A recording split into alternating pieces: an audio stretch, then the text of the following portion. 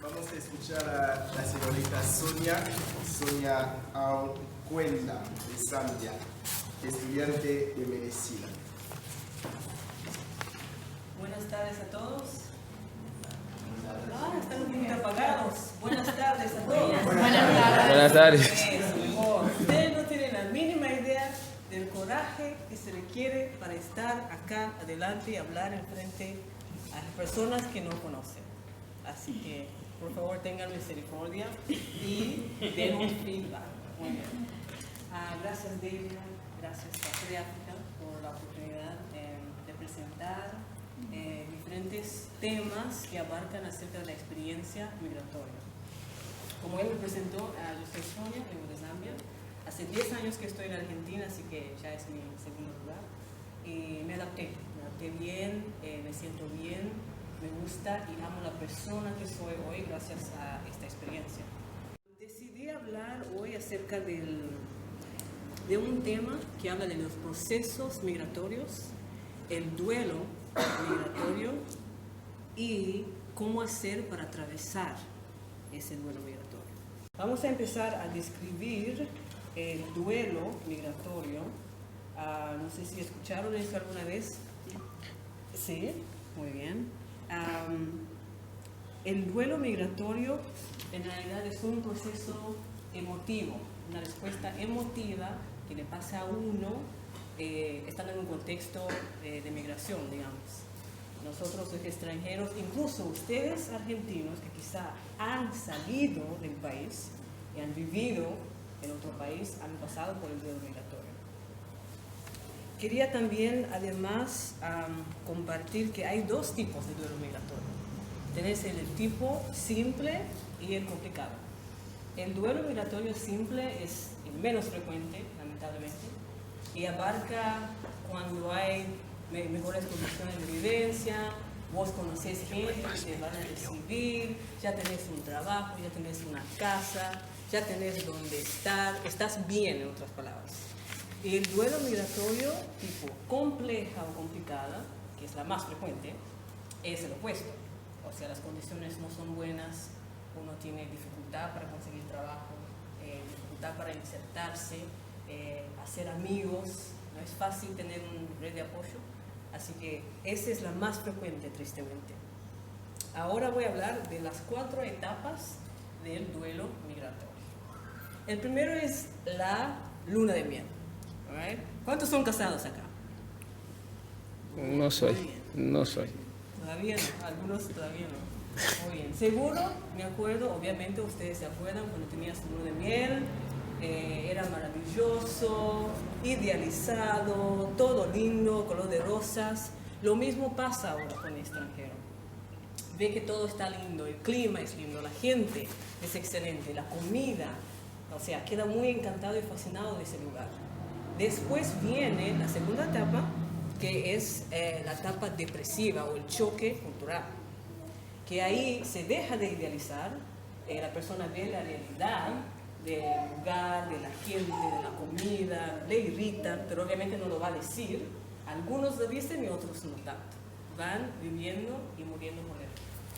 La tercera etapa es la etapa de adaptación.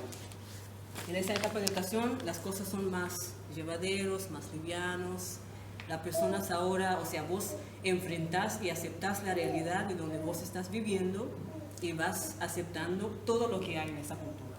Pero acá aparece algo muy interesante en el sentido de que uno también desarrolla una nueva identidad, ¿no? Nosotros los extranjeros sabemos que acá en Argentina se habla español, pero yo, por ejemplo, de Zambia, el idioma oficial es el inglés. Así que me acuerdo también, cuando vine acá, tenía que cambiar el chip de inglés británico a español. Y costó bastante, ¿no? Algunos todavía estamos pasando por este proceso. Y se sabe que el idioma que se habla en ese lugar donde uno está migrando, está viviendo, puede llevar a que se cambie una identidad. Hoy justo esta tarde, cuando preparaba eso, pregunté a 2 amigas, ellas vienen de Haití y son hermanas. Les pregunté a ellas, chicas, ¿cómo fue la experiencia de ustedes, eso del cambio de identidad? ¿Es cierto o no? Y uno vino directamente de Haití y se vino a Argentina. Y para ella dijo que sí. Ella incluso dice que no es la misma persona. Cuando ella estaba en Haití era otra persona y hoy es otra persona. Y la otra hermana, que es más grande, eso no fue su situación. La hermana grande pasó por República Dominicana, donde estudió un par de años y luego vino a Argentina. Y según su punto de vista y experiencia, ella dijo que no era tan chocante, o sea, que preservó la identidad. Y después pregunté por qué será. Ella dijo, bueno, en República Dominicana tenés muchas costumbres o incluso la cultura es muy parecido a Haití, por eso no fue tan chocante. Así que hay varias cosas a tener en cuenta en cuanto a la migración. Una persona de Argentina que migra a México, por ejemplo, no va a tener muchos choques, porque hablan el mismo idioma, ni bien que, bueno, no es el mismo acento, hay ciertos, ¿no?, términos diarios, coloquiales, que pueden ser chocantes, pero no va a ser tan así. Y también es muy importante resaltar que en la adaptación se hace mucho más fácil y llevadero cuando se hace en comunidad. O sea, si una familia decide migrar, lo que está pasando hoy en día, muchos se van a Europa.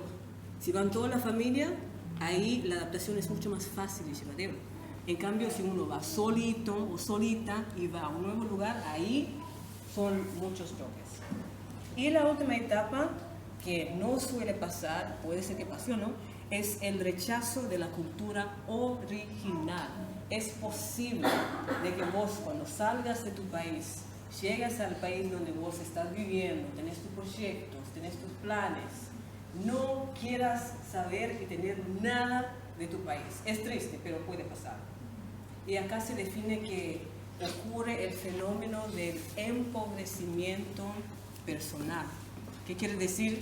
Que la persona en sí está rechazando una parte de sí y nace de nuevo. O sea, es una versión de esa persona, no va a ser la misma persona que era cuando vuelve. Incluso cuando vuelve a su lugar de origen, le choca tanto que no quiere saber nada y deja todo lo anterior, ¿no? Puede pasar, pero no siempre. También me gustaría hablar de las 7 pérdidas que se pueden encontrar en el duelo migratorio. Como el nombre indica, duelo, ¿no? Muchas veces se sabe, una persona querida muere y las personas pasan por un duelo, ¿no? Si yo pregunto acá, ¿cuántos perdieron un ser querido? Todos vamos a levantar la mano. Si pregunto, ¿cómo fue ese proceso? La mayoría va a decir que no fue tan bueno, ¿no? Incluso puede haber personas que están pasando por un duelo en este momento y no es agradable. Así que tenemos que tener en cuenta que hay 7 pérdidas principales del duelo migratorio. Primero, la familia y los amigos se pierden. Queramos o no, no va a ser lo mismo. Segundo, la lengua y el idioma.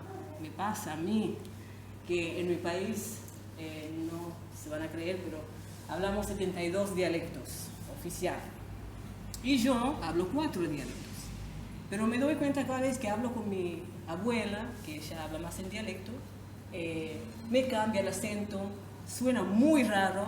Yo ni siquiera hay palabras, no me acuerdo ciertas palabras, cómo decir eso. Eso es un fenómeno normal, porque yo ahora, al pensar en español, a expresarme en español, mi lengua se modificó.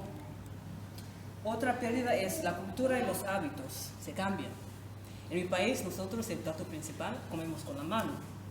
Vine a la Argentina y acá es cuchillo, tenedor, la mano empanada, pizza, sí, pero allá ellos sí, fufu. ¿no? Otro pérdida es el duelo social. En el duelo social, por ejemplo, si en tu país vos eras, no sé, vos sos la hija del ministro fulano, vos sos la princesa de tal tribu, el jefe, no sé qué, venís a otro país y vos sos uno más. Nadie te conoce, nadie le importa, a algunos te importa, pero vos sos uno más. Y uno sufre ese cambio, porque se acostumbra a los privilegios anteriores que uno tenía. Otro duelo es el duelo por pérdida del proyecto migratorio. Uno viene con sueños, con planes. Yo me acuerdo, vine acá a los 19 años, no me importaba nada. Era mundo para adelante, decía, wow, cuando llegue a Argentina voy a terminar mis 7 años de la carrera así, graduarme y nunca volver. No, no fue la realidad. tardé 10 años y todavía me voy a recibir en 11 años. Cuando cumplo los 11 años, ahí recién me recibo. Así que también hay excepciones. No siempre se va a cumplir los planes y proyectos que uno sueña y a veces va a haber retrasos. Por eso uno tiene que ser flexible y tiene también que dejarse permitir pasar por errores y crecimiento. El último duelo, que es el séptimo, es el duelo por no poder regresar. Depende de las situaciones económicas, algunos no pueden regresar. Yo hace 8 años que no voy a mi casa. La gente pregunta, ay, ¿cómo tiene tanto tiempo? Y bueno, yo me acostumbré. Y honestamente, si me preguntan, estamos en confianza, yo me identifico que estoy en la etapa 4, que sería el rechazo del lugar de origen, tristemente, pero pasa, ¿no? Ahora vamos a un término que es muy importante, que la gente no suele entender, incluso mis amigos extranjeros, que es la ambivalencia de emociones contradictorias. ¿Qué quiere decir eso? Quiere decir que, por ejemplo, a veces hoy me levanto con ánimos, vamos, hoy voy a hacer esto, tengo tal proyecto. 2 días después estoy bajoneada. Hoy tengo ganas de juntarme, vamos a juntarme. Otro día no quiero verme con nadie, no quiero hablar con nadie. Así que esa ambivalencia que existe de frío, caliente, alegre, tristeza, es un fenómeno muy normal y abarca un gran porcentaje de lo que es el duelo migratorio. Pero a veces el extranjero se siente mal por sentirse mal y eso no debería ser así. Por eso es tan importante educarse y leer libros acerca de esto y ver que es un fenómeno normal. Ahora, la última parte de la presentación, que es muy importante. Ya que sabemos qué es el duelo migratorio, cómo es las características, es las etapas, qué hacer para enfrentar. Porque puede ser que para la mayoría que son argentinos, algunos de ustedes, les sirva esa información. Y van a recordar que el duelo migratorio, en primer lugar, es inevitable. Sí o sí va a suceder. Ahora, ¿cómo hacer para que ese proceso sea más llevadero? Primero es permitirse sentir todas las emociones que vengan, sea tristeza, miedo, felicidad, a veces motivación, desmotivación. Permitirse sentir absolutamente todo sin juzgarse, porque al final y al cabo somos seres humanos. Es muy importante eso. Otro tip sería buscar apoyo y red social. Buscar gente que piensen igual, buscar gente que estén pasando por lo mismo e incluso buscar los locales, porque cuanto más amistades locales vos haces, más te va a ir mejor. Estos amigos locales te van a mostrar nuevos lugares, la cultura, te van a decir los tips o los behind the scenes. Te van a decir, no, eso no se dice, eso no se hace, esto se hace, eso no se hace. Pero el error del extranjero, ¿qué hace? Llega a un país y dice, no quiero hablar español, no quiero socializarme, me aparto, me alejo. Y eso es un error, un gran error. Sí. Hay que hablar y hay que mezclar, ¿no? Otro tip acá para aliviar este proceso de duelo migratorio sería darse tiempo a uno mismo y entender que es un proceso, no es magia, ¿no? Y por ser un proceso va a llevar tiempo. Algunos días me da ganas de salir, otros no. Como venga y cuando venga la emoción, yo sigo. Y así de esta manera yo me permito ser humano y también me da un espacio para crecer. Y otro, educarse a través de libros, videos, podcasts, preguntando experiencias de personas que han vivido en ese lugar, cómo fue la experiencia.